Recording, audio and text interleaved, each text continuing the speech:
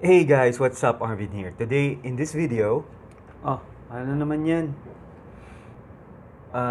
Ituturo ko kung paano mag-install ng Google Meet app sa desktop. Okay. Diba kasi usually meron yun sa Android So, sa desktop, walang ganon. Oo nga. Oo nga, no? So, kung gumagamit ka nun, nood ka.